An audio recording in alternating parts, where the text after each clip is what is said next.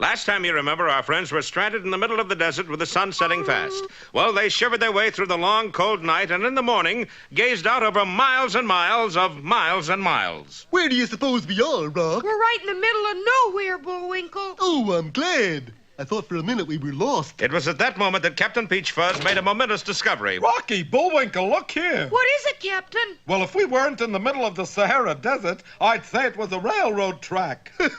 That's sure one on you. What do you mean, Bullwinkle? Well, that's just a mirage. Mirage? No, mirage. It's called a octopus illusion. Optical illusion. Yeah, it's not really here. Look, I'll kick it. Boy, that's what I really call a mirage. Hard as a rock. And look, coming down the track. Sure enough, as the boys watched, an express train bore down on them like an express train. Get off the track, Bullwinkle. Nonsense, Rock. It's all part of the same mirage. That's not a real engine. No? I'll prove it. I'll stand right here while it goes by. And Bullwinkle stood directly between the rails as the engine hurtled toward him. In the locomotive cab, of course, panic reigned. Now, there's something you don't see every day, Chauncey.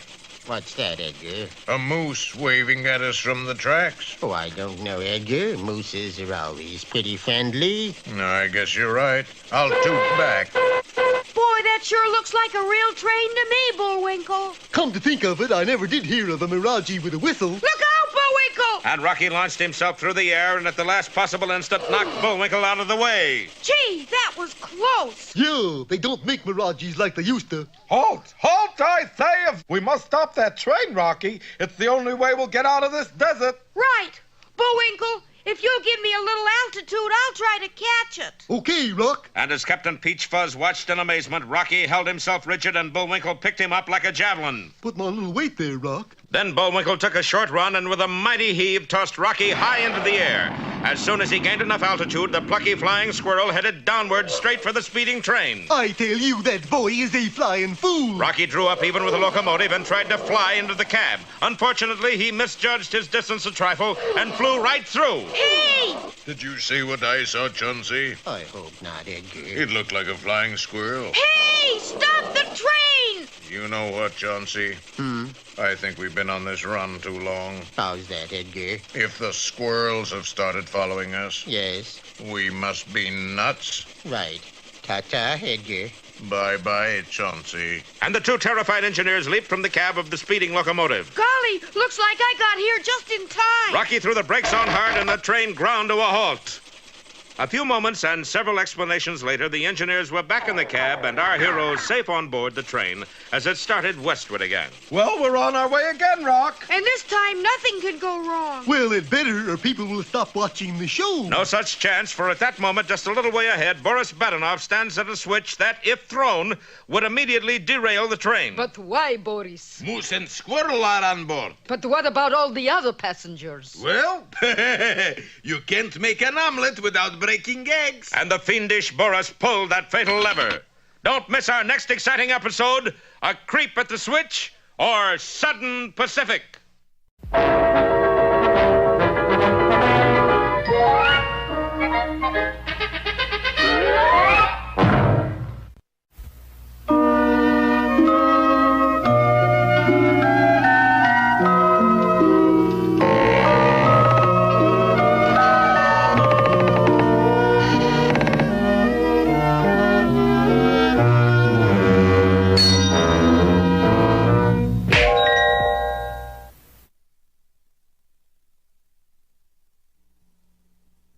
Once upon a time, there was a very ordinary kingdom full of very ordinary people. They were so ordinary that they would have found life very dull indeed if it weren't for just one extraordinary girl named Beauty. Oh, I spread a little sunshine on my way to make you blithe and bonny all day.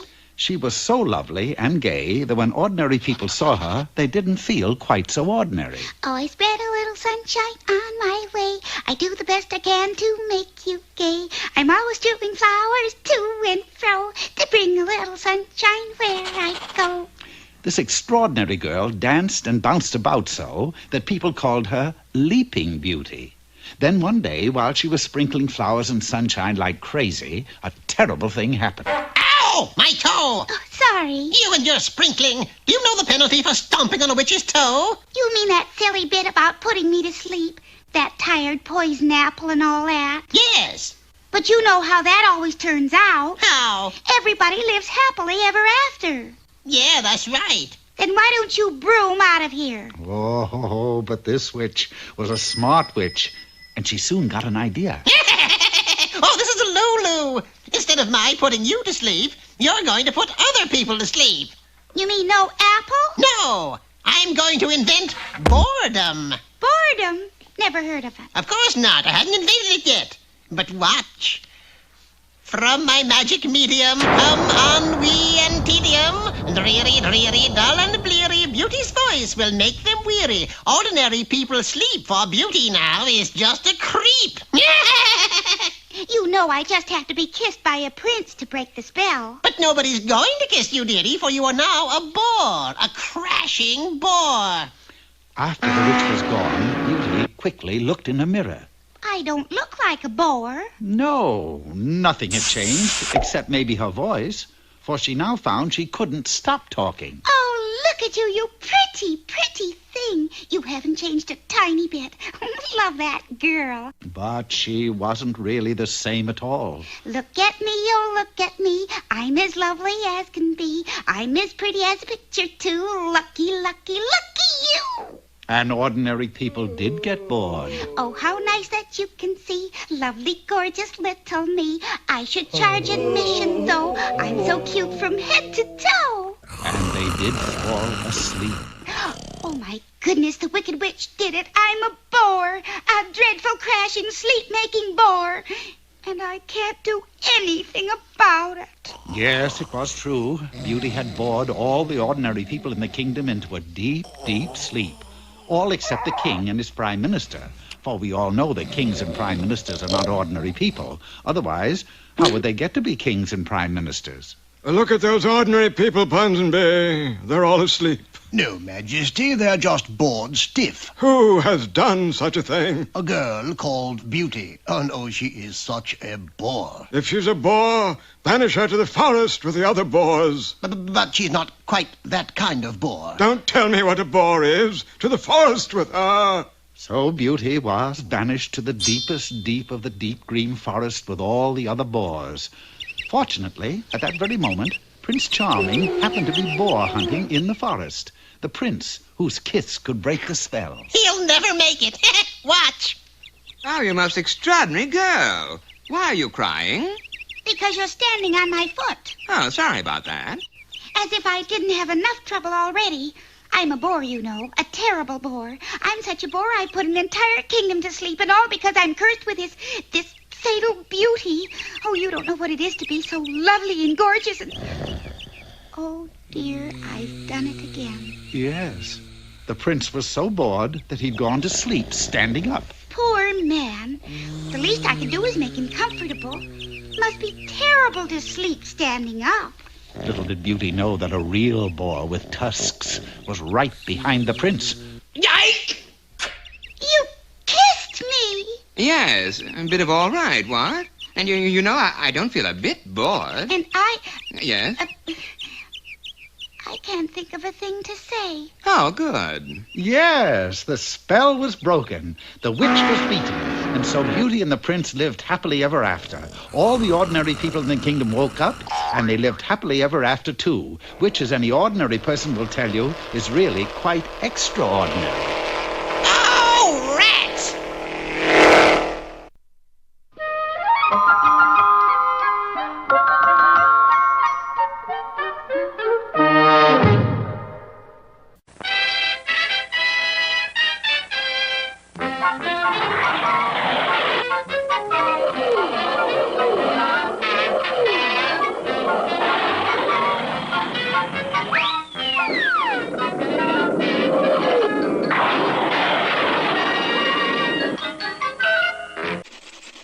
On the perilous path to Mount Flatten and Bullwinkle's mine, Rocky and Bullwinkle wound up on board a train crossing the desert. With them is Captain Peter Peachfuzz, the muddle-headed head of G2. Yes, Rocky, I've been following you and Bullwinkle for days now. Why? 'Cause I'm lost. But you must have another reason. Well, actually, it's your mind, Bullwinkle. What about it? It's chock full of Upsidaisium. Upsidaisium? Gee, that's great! Marvelous! What is it? I can't tell you. Can't tell us? But the mine's mine. Mine. Surely you can give us a little hint. Well, all right, but just a hint. And Captain Peachfuzz told them a strange story indeed. It started several years ago in a little western town of Buzzard's Craw, when a grizzled old prospector trudged into town leading his pack mule. He looked like any other grizzled old prospector, but his burro was just a little bit different. It floated along behind him 20 feet in the air. Looks like Henry's made a strike, Zeb. How you figure? Look how uppity his mule is. The grizzled old prospector pulled his burro in like a kite, hitched him to a rail, and entered the claims office. Calvin, I want to file a claim on Mount Flatten. Strike it rich up there, did you? Yep. Gold? Nope. Silver? Nope. What then? Don't know, but there's sure a lot of it up there. Did you bring any back, Henry? Did I? Look at that fool mule. He's carrying a load of it. You mean? Yep. I figure it's some anti-gravity metal. Anti-gravity? What's that mean? It means the stuff falls up. Impossible. But at that moment, the town sneak thief, Scurvy McMurk, was rifling the old prospector's pack. Oh, boy, I got me a big chunk of... And McMurk, still holding a piece of the mysterious ore, shot skyward and was never seen again. And good riddance. We better send that stuff to the assay office in Durango. And a few days later at the assay office, the chief assayer, Dr. Sebastian Flegel, held a press conference. Gentlemen, in this heavy chest we have the world's first anti-gravity metal. Down, boy. Scientists call it a phosphoric butyl ecahedron of axium disulfide. We call it Upsidaisium. Upsidaisium? Now, let's have a look at it, Doc. Impossible, gentlemen. Not even to get your picture in a paper? Well, all right. But you have to be awfully quick. And as the doctor opened the heavy lid, the world's entire available supply of Upsidaisium fell up and out of the chest, crashed through the ceiling, and disappeared into space. Would you like me to say cheese? Meanwhile, back in Buzzard's Craw, the grizzled old prospector was in for a severe disappointment. You can't file a claim on Mount Flatten, Henry. How come? Because Mount Flatten is already owned. By who or? By a moose. A moose? Dewlap the moose. What's so funny, Henry? 'Cause he'll never find Mount Flatten, is why. Why so? 'Cause it ain't nowhere to find. And the grizzled old prospector stalked out of the office and out of the story. And so you see, the government has been looking for Mount Flatten ever since. A lost mountain. Hokey smoke. Well, we'll all look for it together. Yeah, a whole mountain shouldn't be too hard to find. Oh, no? And what if the train you're on is speeding toward an open switch? And that's just what's happening now as Boris Badenov gleefully awaits the catastrophe. My, how time flies when you're having fun. Don't miss our next episode, The Train on the Plain, or The Overland Express. For those of you who went from grammar school right into college, here's Mr. Know-It-All. Hello, hi, jumpers. Today's discourse is provocatively entitled How to Run the 4-Minute Mile in 10 Seconds. The 4-minute miler should arise at dawn, eat a hearty breakfast, and go back to bed. Howsoever, if you happen to sleep in a Murphy bed, and Murphy is a night watchman who demands his bed back in the daytime, then you must train elsewhere. And the best place for a train, of course, is a railroad terminus or depot. Here, the neophyte miler has the opportunity of running on an Olympic-sized track. Of course, there is always the hazard that the Olympic special is also running that day. Last but most certainly least, you must have that final burst of speed at the wire. This can be procured at a Finnish steam room. You take a steam bath, then tell them you cannot pay for it. A Finnish attendant will then boot you out. This is what is known as a finishing kick. At last, the day of the race is at hand, and there you are, ready to win the cup. The race is on, and you discover that you are not only running dead last, but that you are doing it in the Indianapolis auto race. But you win anyway, and in record time. Well, I don't get it, Mr. Know-It-All. How were you able to win the race? I know the judge.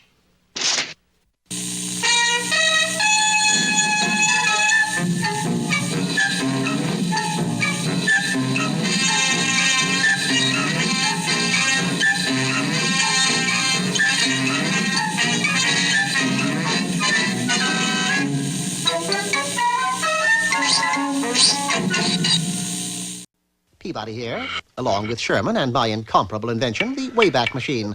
Set the indicator for the year 1513. Our target is the Isthmus of Darien. Huh? Oh, we know it now as the Isthmus of Panama. Oh, And today we shall witness an earth-shaking discovery. Can you guess what it is? I sure can. The discovery of the first Panama hat. That is next week, Sherman. Today, it's the discovery of the Pacific Ocean, and we'll be in the company of that great Spanish explorer, Vasco Núñez de Balboa.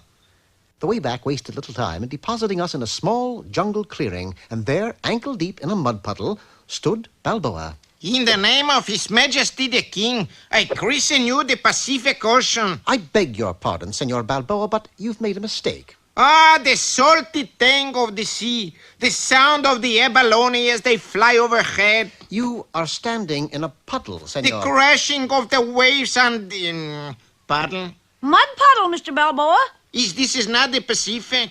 I'm afraid not, sir. The Pacific Ocean is that way. Oh, muchas gracias, amigos. And with that, Balboa marched off into a pit of quicksand. This is it. This is the Pacific. I'd not descend the beach anywhere. Mr. Balboa, you're sinking. It's just the tide going out, I think. Balboa sank rapidly. If it hadn't been for the frond of a nearby palm tree, we might have had a disaster on our hands. Boy, that was some riptide. But that wasn't the Pacific. No, Lake Erie then. Hudson's Bay. It was obvious that Senor Balboa needed medical attention, and so the following morning we entered Panama City and sought out the nearest eye doctor. This is all very interesting. Yes, I'm afraid they will have to come out. His eyes? Oh, no, his teeth. You see, he has an eye tooth that has 20/20 vision, but he has very little wisdom in it. What now, Mr. Peabody? Well, Sherman, history books state that Balboa discovered the Pacific, and that's the way it has to be. I'm afraid it's up to us to see that he does discover it. Within an hour, we were at the city limits.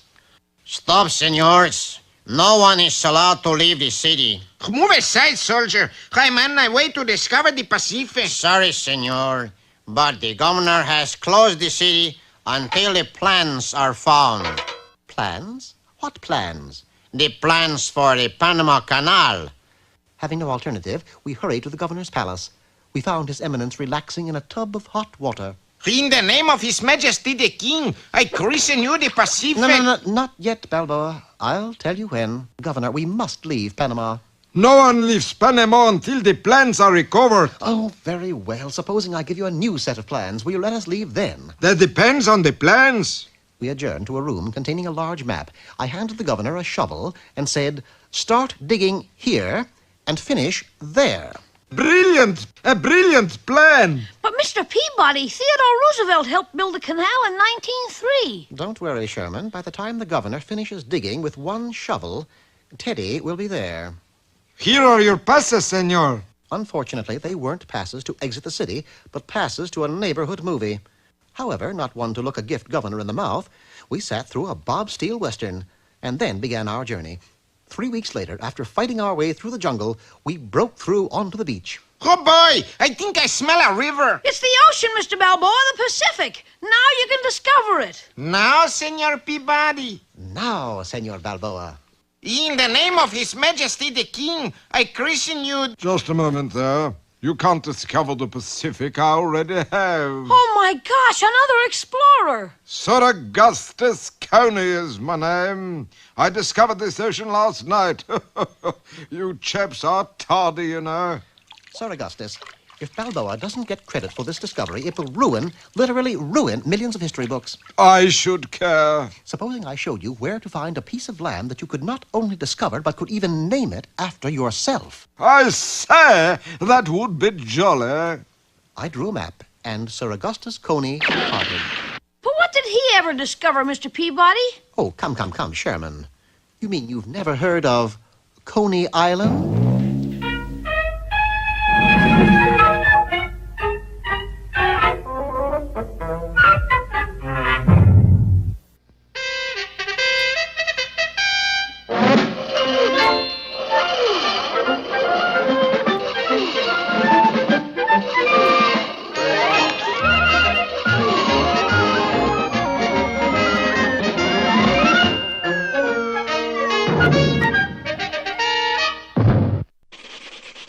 last time our heroes learned from Captain Peter Peachfuzz, the new head of G2, the strange story of Upsidaisium, discovered on the slopes of Mount Flatten by an old prospector. This fabulous anti-gravity metal had set scientists on their ears until the entire world's supply had been lost by accident. Not only that, but when the old prospector learned that the mountain was already owned by Bullwinkle's uncle, he said, Well, he'll never find it. Why not? Because it's nowhere to find. Gee, a lost mountain, and now it's all yours, Bullwinkle. Yeah, it's the nicest present I never had. On to Mount Flatten, hey, fellas? Well, almost anyway, for on the track ahead, Boris Badenov waited beside an open switch. Boris, darling, why you wrecking train? He's on train Moose and Squirrel. They won't give us D to Upsidaisium mine, so... You got orders from Central Control? You think I can't make my own decisions? You think I'm just a stooge for Central Control? No, darling. Well, you're wrong. I am. Hello, fearless leader, old body boy, old chum, old sweetie pumpkin.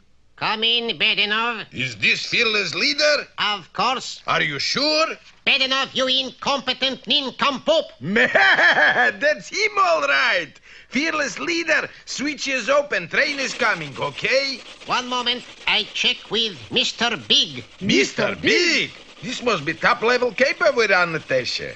Achtung! Yes. Mr. Big says, follow Moose and Squirrel to mine. Do not wreck train. Do not! Quick, Natasha, pull switch back. He's stuck, darling. I can't. And the two villains tugged vainly at the switch lever as the train drew nearer and nearer. No use, Boris. It won't work. Natasha, we got to stop train. And Boris dashed up the track toward the onrushing locomotive. Hey, stop! Track is out! Yoo-hoo! Stop the train! Wait! Oh, boy! Inside the cab of the locomotive, the alert engineers heard Boris's cry. Sounds like someone shouting, stop the train, Chauncey. Uh-huh. I think he said the track is out. Oh, you know how some people are. Pessimistic. That's right, Chauncey. Let's see, did I discard or not? Fortunately for everybody concerned, somebody else heard Boris's bellows. Hey, there's someone standing on the tracks waving a red claw. Must be practicing to be a bullfighter. No, that's a warning to stop. But we're not stopping. Well, there's one way to fix that. Pull the emergency cord, Bullwinkle. And Bullwinkle did just that. Instantly, the brakes went on, the wheels locked, and the passengers went flying. We're saved, Rocky. Yeah, I wonder who the hero was that flagged on the train. Probably some grizzled old prospector. You're absolutely right. Allow me to introduce myself. Mojave Max, GOP. GOP? Grizzled old prospector. This is my sidekick, that Validati. Howdy, partner, darling. Say, Rock, maybe they could help us find the lost mountain. Bullwinkle, that's top secret. You lost something, darling. Yeah, but I'm not allowed to tell you what. Is it bigger than Kumquat? Yeah. Smaller than Texas? Yeah. I know. It's a lost mountain. Hey, that's right. She's pretty good at that game, Rock. Just the same, we better get back on the train and yike! Okay. I never yiked on a train, but... Look, Bullwinkle, it's leaving without us. Yes, the train was going on its way, leaving our heroes, mind you, at the mercy of Mojave Max and Death Valley Dottie. Don't miss our next thriller, Danger in the Desert, or Max Attacks.